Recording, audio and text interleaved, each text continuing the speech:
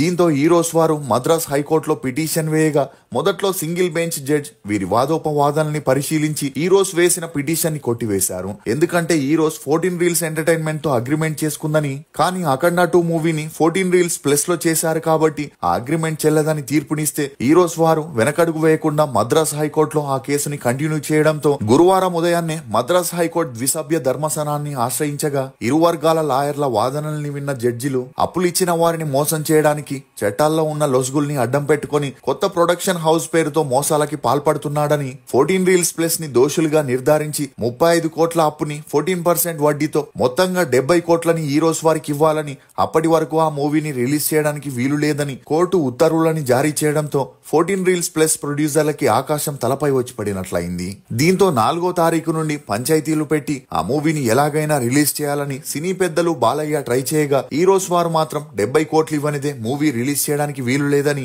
ఇన్నాళ్ళు తమని తిప్పించుకుంది చాలని ఇప్పుడు మేము తిప్పించుకుంటామని పట్టువదలని విక్రమార్కుళ్ళ పట్టుబట్టుకొని కూర్చోవడంతో బాలయ్య అభిమానులు బాలయ్య 70 కోట్లిచ్చి ఆ మూవీని రిలీజ్ చేయొచ్చుగా అని తమ అభిప్రాయాల్ని చెప్పడంతో అతని టీం ఈ ఇష్యూపై స్పందిస్తూ 5 నుండి 10 కోట్లయితే ఈజీగా అరేంజ్ చేయొచ్చని, ఇప్పటికిప్పుడు అంత మొత్తాన్ని అరేంజ్ చేయడం చాలా కష్టమని చేతులెత్తేయడంతో ప్రీమియర్ షోలని కూడా క్యాన్సిల్ చేయాల్సి వచ్చింది. దీంతో 2-3 రోజులు ఈ అమౌంట్ ని క్లియర్ చేసి నెక్స్ట్ వీక్ లో ఆ మూవీని రిలీజ్ చేసే ఆలోచనల్లో బాలయ్య, బోయపాటి శ్రీను ఉన్నట్లు సమాచారం.